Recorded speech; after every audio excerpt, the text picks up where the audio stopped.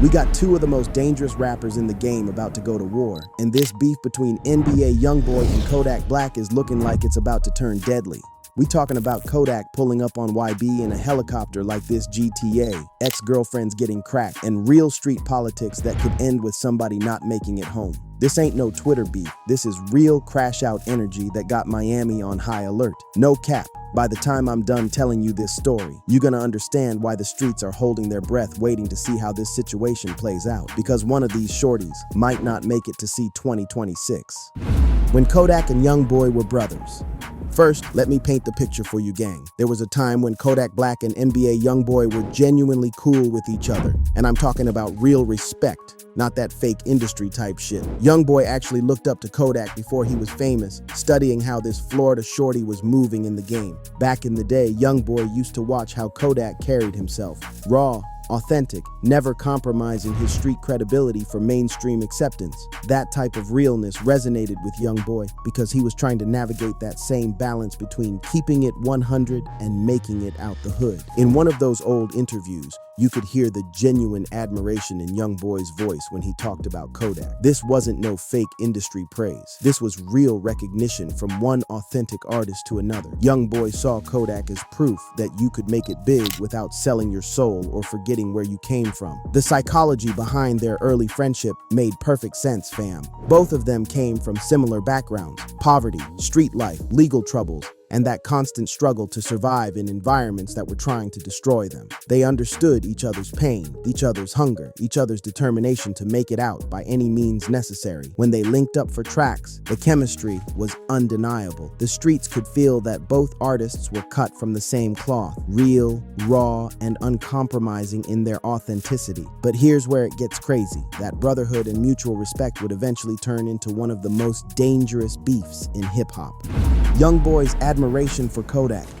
Let me break down how deep Youngboy's respect for Kodak used to be, because this makes their current beef even more tragic. When Youngboy was still coming up, still grinding to get recognition, Kodak was already established as one of the realest voices in hip-hop. Youngboy used to study Kodak's approach to the game, how he stayed authentic, how he didn't compromise his street credibility for mainstream success, how he kept it real even when it hurt his commercial prospects. That type of authenticity resonated with Youngboy because he was trying to navigate the same balance. But that's just the beginning, though.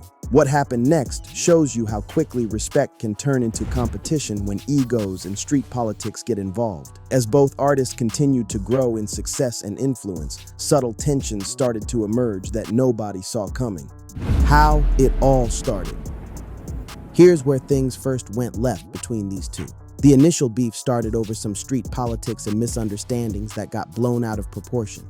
Both Kodak and Youngboy were dealing with their own legal troubles, their own street situations, their own pressures from their respective cities and crews. When you're operating under that type of stress, small misunderstandings can turn into major problems quickly. The streets started picking up on tension before it became public. People in both camps were making subtle comments, choosing sides in conversations, creating an atmosphere where neutrality became difficult.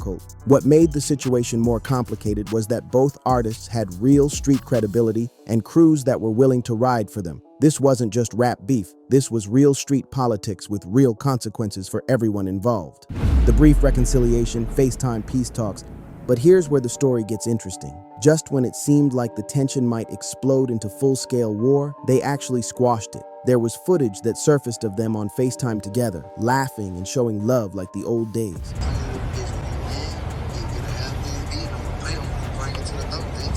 That boy talk say bring us some coconut rice with the jerk chicken. Coconut rice with a jerk chicken? Yeah. Shit, till I make all that. What's up, nigga? NBA Youngboy, what they do, bitch? What's up, nigga? That FaceTime call was significant because it showed that both artists were mature enough to address their issues directly rather than letting them fester. They talked through whatever misunderstandings had developed, reaffirmed their respect for each other, and seemed to put the tension behind them. The psychology behind that reconciliation was probably relief for both camps. Beef is exhausting, especially when it's with someone you genuinely used to respect. Having to constantly watch your back, constantly be ready for conflict, constantly deal with the stress of potential violence. That takes a toll on everyone involved. For a moment, it looked like the hip-hop community had avoided another potentially dangerous beef. Fans were relieved, both camps seemed to relax, and it appeared that maturity had prevailed over ego and street politics. But that peace wouldn't last long, and what happened next would reignite everything in the worst way possible. The Mellow Rack situation, the match that lit the fire. But here's where everything went left. And this is where Youngboy made a move that Kodak couldn't ignore. Youngboy flew Kodak's ex-girlfriend Mellow Rax out to his location, and not only did he get involved with her personally, but he also gave her a feature on a song to help boost her career. Now let me break down why this move was so disrespectful, because this wasn't just about a woman. This was about violation of respect and crossing lines that shouldn't be crossed. In street culture, messing with someone's ex, especially someone you used to call your friend, is one of the ultimate signs of disrespect. But Youngboy didn't just mess with Mellow Rax. He put her on a song, helped promote her music, and basically used his platform to elevate someone who was connected to Kodak. That's not just personal disrespect, that's public humiliation. Youngboy was essentially flaunting the situation and making sure everyone knew what was happening. The psychology behind Youngboy's move is complex, fam. Maybe he was testing Kodak's reaction, maybe he genuinely liked Mellow Rax and didn't care about the consequences, maybe he was trying to send a message about power and influence. Whatever his motivation, he had to know that this move would reignite the tension between them. From your inspiration content, we can see that this situation really got under Kodak's skin. The way he responded showed that this wasn't just about the woman, it was about the principle, the respect, the violation of boundaries that were supposed to be understood between former friends. Kodak's response, the diss track retaliation. Kodak's response was swift and brutal. Instead of handling the situation privately, he decided to address it publicly with diss messages that went directly at Youngboy. According to your inspiration, Kodak said some wild stuff that made it clear he felt genuinely disrespected by Youngboy's actions. In those messages, Kodak didn't hold back. He addressed the Mellow Rax situation directly, called out Youngboy's character, and made it clear that their previous reconciliation was officially over. This wasn't just rap beef anymore, this was personal animosity that had real street implications. From your inspiration content, we can see Kodak saying things like, forever, my little, I spit on your face while you suck on my little. Nasty, showing just how personal and disrespectful this beef had become. The psychology behind Kodak's response shows how deeply the disrespect affected him. When someone you used to respect violates you in such a public way, it creates a type of anger that goes beyond regular beef. It's not just about the woman, it's about the principle, the respect, the violation of boundaries. The Miami Showdown, helicopter warfare. But that's not even the craziest part of this story. And this is where your inspiration really breaks down the madness. When Youngboy decided to do a show in Miami, Kodak's home territory, Kodak decided to make a statement that nobody could ignore. Kodak pulled up to the arena in a helicopter with his whole crew, basically daring Youngboy to come outside and handle the situation face to face. But let me break down exactly how this went down, because the details are wild. We know that Miami nights got a different kind of energy, that humid electric tension that makes the city feel alive. And on October 14th, 2025, that energy exploded right in front of the Casa Center, where NBA Youngboy was performing his first Miami concert in 5 years. Tickets were sold out, fans lined the streets, and the whole 305 was pulsing with that Youngboy energy. But just as the city thought it was YB's night, the skies started to roar, because out of nowhere, a black helicopter started circling over Biscayne Bay. The helicopter stunt, psychological warfare at its finest. The sound cut through the night like a movie scene. Cameras went up, people started recording, and before anybody could make sense of what was happening, the door of that helicopter cracked open and the flashes caught it. Kodak Black, yes, Kodak, decked out in all black, diamond teeth catching the lights from below, dangling a banner that said, "Just getting started, October 31st. That's right, gang. Kodak turned his rival's concert night into his own album promo event. It wasn't no coincidence. It was chess, not checkers. Kodak Black just hijacked the biggest night in Miami without even stepping inside the arena. Down below, the streets were madness. Crowds of fans heading toward the Casa Center suddenly found themselves surrounded by people waving signs and posters of Kodak Black's upcoming album. It looked organized, too organized to be random. That's because it was. Word around the Bay is Kodak paid local promoters and street teams to flood the area with sniper gang posters and neon signs. These weren't regular fans, fam. These were paid hustlers screaming Team Kodak through bullhorns, passing out flyers, and holding up glowing boards. Mind games and power plays. Imagine walking into a concert for your favorite rapper, and before you even get inside, you see hundreds of people chanting for his rival, waving signs for another man's album. It felt like a scene straight out of a rap movie. The crowd was split between confusion and excitement. Above all that noise, the helicopter kept circling. Fans on the sidewalks and in the upper decks could see it through the Miami haze, lights flashing, propellers chopping through the air, and the huge banner trailing behind it like a victory flag. The moment it hovered above the water, the crowd started shouting, "Kodak Black outside." It didn't matter who you came to see, everyone was looking up. Then came the moment that made Miami history. Kodak's helicopter dipped low over Biscayne Bay and started descending across the water just behind the Casa Center. You could see the reflection of the spinning blades shimmer across the surface like something out of a blockbuster. The water show, taking it to another level. But that's not all, gang. According to your inspiration, the water lit up too. Kodak's crew pulled up in style, black yachts and speedboats cruising slow through the bay, decked out with bright LED lights, blasting his classic track No Flocking at full volume. His team, all wearing Sniper Gang merch, was seen waving flags and throwing up signs, laughing like they just pulled off the ultimate stunt. For a few moments, the whole waterfront behind the arena belonged to Kodak Black. He didn't need a stage. Miami was his stage. From your inspiration content, we can see that this wasn't just about showing off. It was strategic. Kodak knew exactly when to strike. YB's fans were flooding into the arena, cameras rolling, the streets packed. Kodak made sure every single one of them had to see his message before they even scanned their tickets. The street reaction, how the hood responded. Your inspiration shows that people on social media said it felt like a protest, except instead of politics, it was hip-hop pride. Street teams chanted, "Sniper Gang, Sniper Gang," while fans in YB shirts walked past shaking their heads or pulling their phones out to record. Even the people who didn't like Kodak couldn't ignore the stunt. It was too wild, too Miami, too Kodak. By the time the concert started, clips were already going viral. Helicopter shots, boats on the bay, fans yelling Team Kodak. Every blog page had posted it. The internet was split, half calling Kodak a genius, half calling him desperate. But the truth was simple. He won the night's attention. And the craziest part, he didn't even break a law. Everything was technically legal. Loud, reckless, dangerous, sure, but illegal? Nah. The aftermath. What this means going forward. According to your inspiration, Miami PD monitored the situation but couldn't do much. Kodak had all the permits lined up for the helicopter. The watercraft registered. The street teams paid through event promoters. Every move had been planned weeks in advance. It wasn't chaos, it was choreography. By midnight, Miami was buzzing like it hadn't in years. People leaving the concert were greeted with flashing yacht lights across the bay, the sound of Kodak's music echoing through the humid air. Drone footage flooded the timeline, showing Kodak standing on a yacht, smoke in his hand, city lights behind him, grinning like a man who just outsmarted the industry. But here's what's really crazy about this whole situation. Your inspiration shows that his crash dummies posted stories waiting for YB to come out, but nothing ever happened.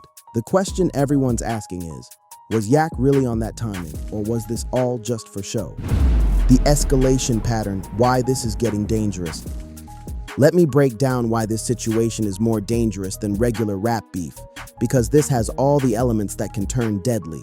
Both artists have real street credibility.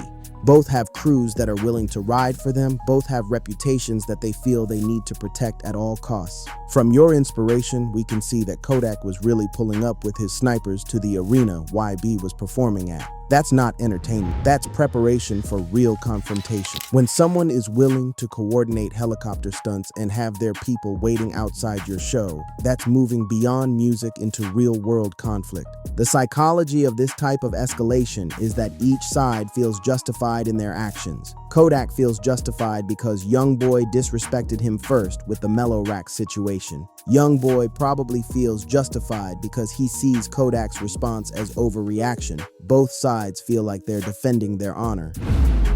The street politics, real consequences. Unlike manufactured industry beef or social media drama, this situation involves real disrespect, real violation of street codes, and real consequences for backing down. When someone violates you the way Youngboy violated Kodak with the Mellow Rack situation, the streets expect you to respond. Both Kodak and Youngboy have survived real street situations, real violence, real attempts on their lives. They're not just rappers playing tough, they're people who have actually lived the life they rap about. That makes their beef more dangerous because they have the experience and the connections to make things get real quickly. The geography also makes this situation more volatile. Youngboy performing in Miami, Kodak's home territory, was always going to create tension. When you bring beef to someone's home turf, especially someone with Kodak's influence in Florida, you're essentially forcing a confrontation.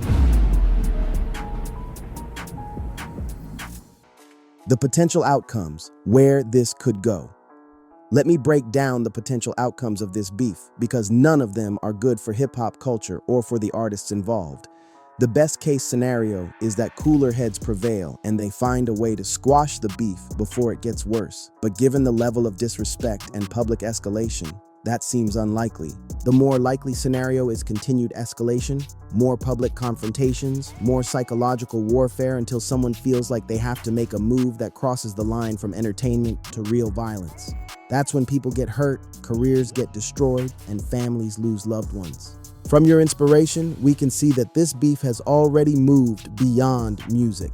When you got helicopters circling arenas and crews waiting outside shows, that's real street politics with real consequences.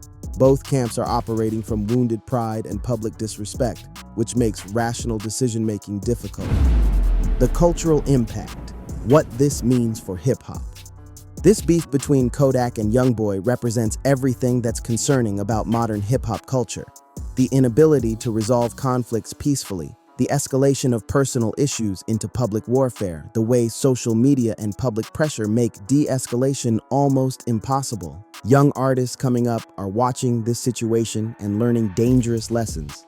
They're seeing that personal conflicts should be handled publicly, that disrespect should be met with escalation, that backing down is weakness. Those lessons are creating a generation of artists who don't know how to resolve conflicts peacefully. The tragedy is that both Kodak and Youngboy are incredibly talented artists who could be focusing their energy on creating great music and building their legacies. Instead, they're caught up in a beef that could destroy everything they've worked for and potentially cost them their lives or freedom. The psychology of pride and reputation. What makes this situation even more dangerous is that both artists have too much pride to back down, too much reputation invested in the situation, too many people watching to show weakness. They're trapped in a cycle of escalation that's being fueled by social media, street politics, and the expectations of their respective fan bases. The helicopter incident in Miami showed that this beef has moved beyond music into real-world confrontation. When someone is willing to pull up to your show with aircraft and a crew, that's not entertainment anymore. That's preparation for war. And wars in hip-hop don't usually end with handshakes and apologies. From your inspiration, we can see that older heads in the city compared Kodak's move to when 50 Cent bought out the front rows of Ja Rule's concert, or when Gucci dropped a diss track right after an arrest. It had that same blend of disrespect, genius, and hustle that reminded everyone that in this game, it ain't just about who's better, it's about who can make the biggest moment. The final breakdown, the deadly trajectory. At the end of the day, this beef between NBA Youngboy and Kodak Black is following the exact trajectory that has led to tragedy in hip-hop before. Personal disrespect, public escalation, psychological warfare, and the pressure to prove who's more dangerous, that's the recipe for deadly outcomes. Both artists have survived real street situations before. They're not just rappers playing tough. They're people who have actually lived through violence and know how to handle themselves in dangerous situations. That experience makes them more likely to escalate rather than de-escalate. The saddest part is that this whole situation could have been avoided if Youngboy had respected the boundaries of their previous friendship.